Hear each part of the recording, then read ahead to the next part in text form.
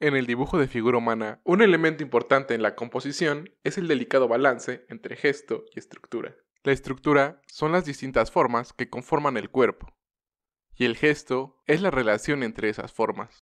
Otra manera de entender esta relación es cómo el gesto representa la fuerza en una acción, mientras que la estructura es la resistencia que sostiene la pose. Ambos fundamentos ayudan a transmitir esa sensación de movimiento, peso y equilibrio en la figura. Este es el delicado balance. El esqueleto del cuerpo humano proporciona la base para el gesto y su movimiento en la pose. Por esta razón, es importante entender anatomía para que podamos representar con precisión la acción de la pose. Presta atención a las relaciones entre las diferentes partes del cuerpo y cómo trabajan juntas para sostener el gesto de la figura. Hasta ahora, nos hemos centrado en el gesto como una forma para dar dinamismo a cada parte del cuerpo. Pero el gesto es más que eso, es el movimiento entre las formas, es cómo se conectan con gracia y fluidez, desde la cabeza hasta los pies. Es todo el camino que recorre a través del cuerpo. En el nivel anterior, vimos la relación entre puntos de referencia anatómicos en las tres masas principales, conectándolos a través del uso de líneas y ángulos rectos. Entonces, no solo debemos usar líneas fluidas de acción para representar la pose, sino también hay que hacer uso de rectas que representen vectores o cambios de dirección bruscos entre las formas, porque la falta de tensión o ángulos rectos pueden afectar la calidad de nuestra representación gestual. Vamos a empezar con una demostración.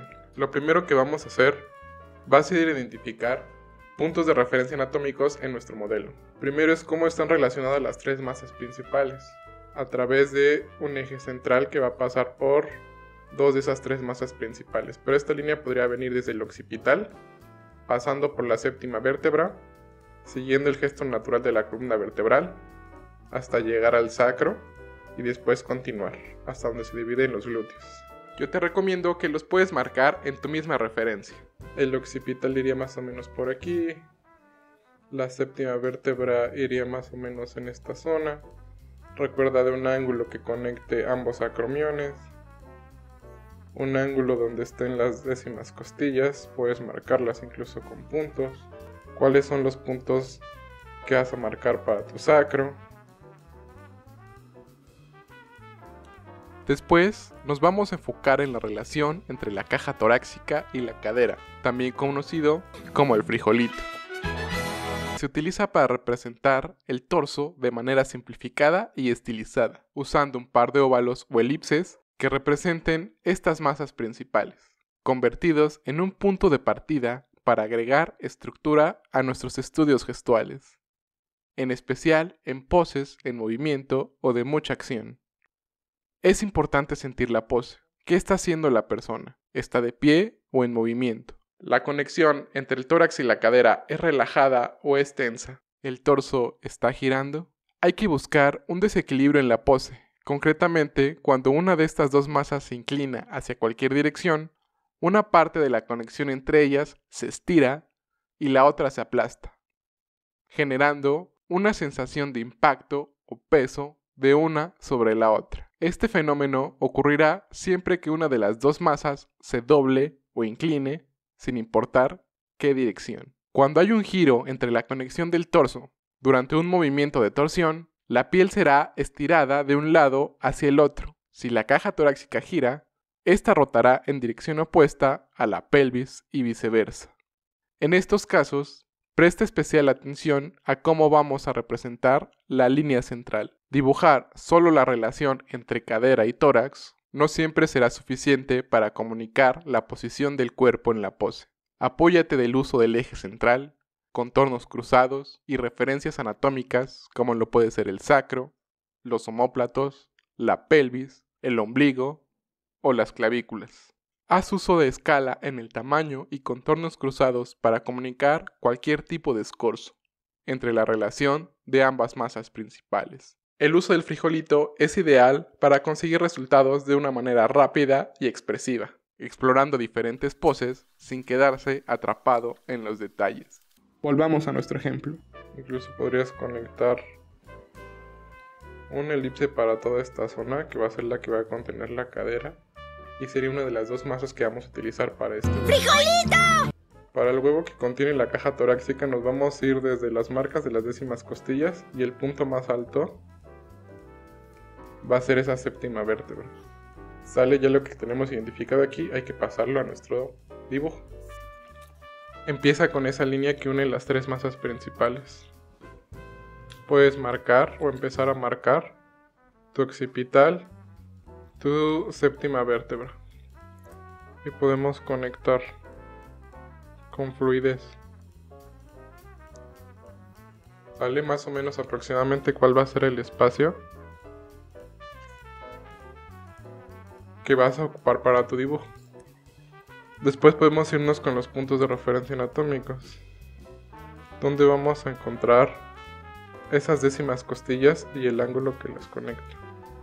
Donde vas a encontrar los acromiones y cómo es el ángulo que los conecta. Cómo va a ser la flechita que va a contener tu sacro. Y hasta dónde van a llegar tus glúteos. Vale, vamos a la parte más baja del piso pélvico. Esto es lo que hemos visto en los niveles anteriores. Líneas fluidas que conecten las tres masas principales, en específico el eje central. Líneas que conecten la relación en puntos de referencia anatómicos, específicamente para la caja torácica y la cadera. También lo hicimos para la cabeza. Del occipital me voy hacia la oreja y luego hay un cambio en el ángulo. También podríamos contener la cabeza con un gesto simple. Una esfera o un huevito para la parte del neurocráneo y una máscara para la parte frontal del viscerocráneo. Entonces, en este nivel empezamos a balancear esta relación entre gesto y estructura. Vamos a agregarle tridimensionalidad a estos trazos que tenemos aquí utilizando cuerpos geométricos simples. Vamos a conectar desde el punto más alto, que es la séptima vértebra, hacia mis décimas costillas. Aquí tendríamos ya de forma más sencilla la silueta de lo que sería un huevito para la caja torácica, que es más angosto en su parte superior y más ancho, más redondo en su parte inferior, donde se conectan las décimas costillas. Y lo mismo vamos a hacer para contener la cadera. Piensa en una forma simple.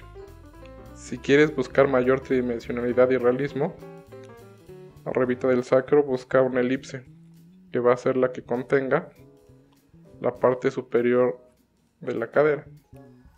Después ya tenemos el sacro como una guía que nos puede ir a ayudar un poquito a encontrar qué está pasando con los glúteos. Incluso puedes buscar ángulos, porque es importante qué está pasando en la relación entre estas dos masas. Y tenemos de forma muy específica este cambio para la conexión de ambas masas principales.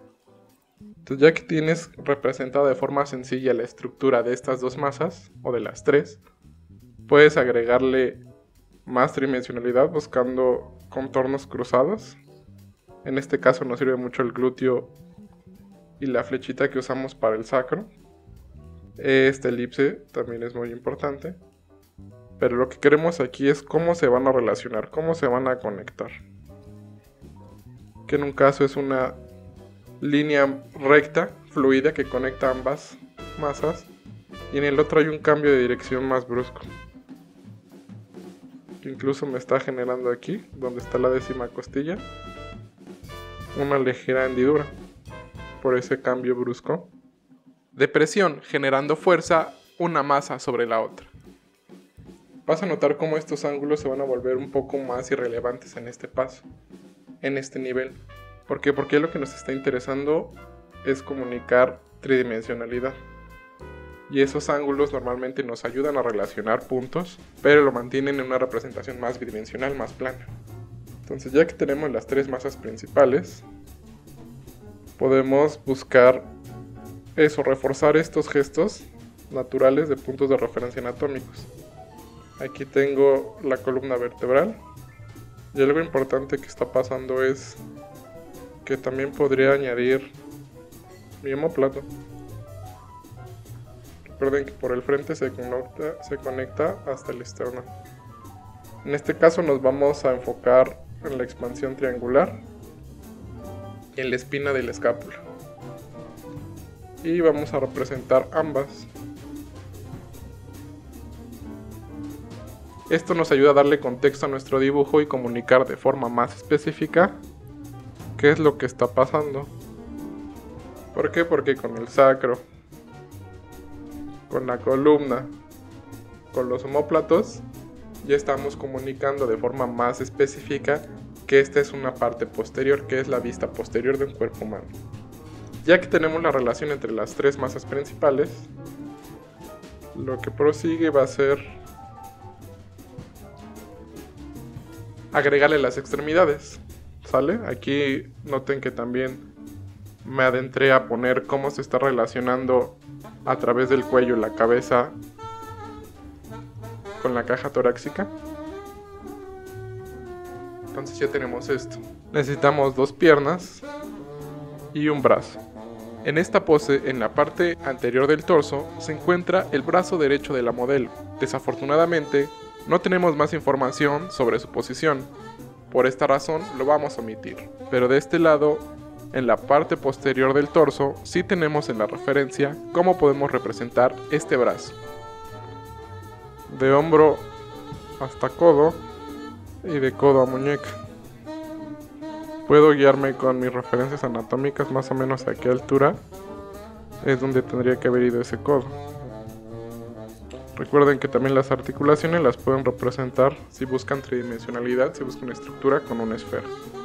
En este caso nos vamos a ir con un contraste, con trazos más gestuales, más dinámicos para las extremidades y una estructura más sólida para las 3 masas principales.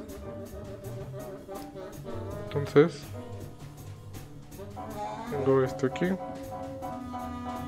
y tengo esto acá. Esta va a ser la fuerza que tenemos aquí, donde va a reposar con la mano. Esta muñeca es la que está sujetando todo el peso de la pose.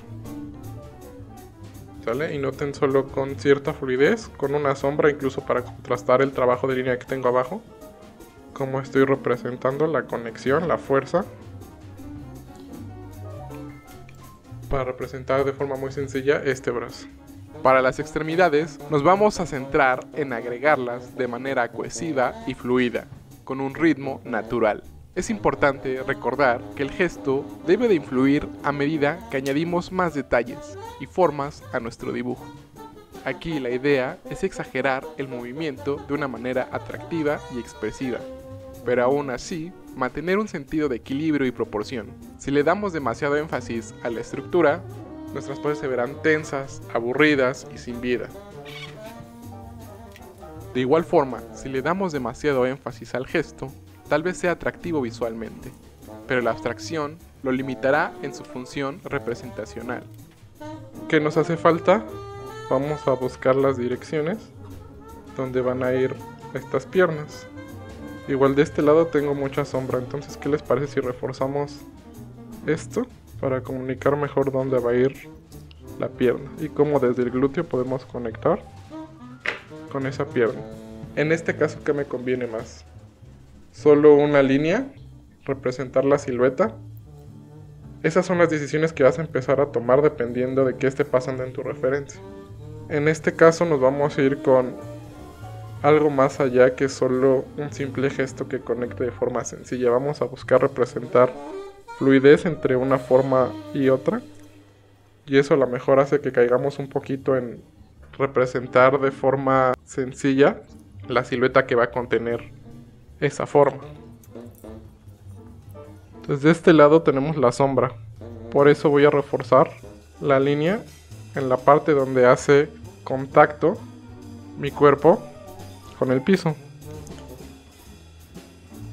Y para la mano, que estoy haciendo con la mano, solo queremos insinuar de cierta forma los dedos, no nos interesa mucho trabajar o representar más allá.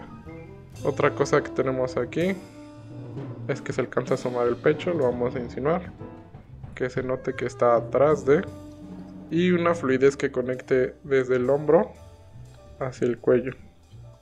Aquí subo un poquito hacia la séptima vértebra y hasta acá está el occipital. Esto le está dando con contorno cruzado mayor tridimensionalidad. Esa sería una representación sencilla donde ya empezamos a insinuar estructura. ¿Qué podemos hacer también para que empecemos a equilibrar ese balance? Puedes empezar a mitigar algunas de las líneas que no consideres tan necesarias, o puedes, dependiendo de la iluminación en la referencia, empezar a buscar ciertos acentos en ciertas zonas.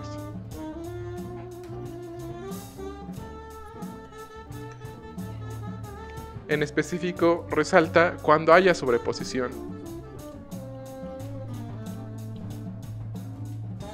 Y recuerden que a mí siempre me gusta darle este toque como de la personalidad de la modelo, trabajando de forma gestual su cabello.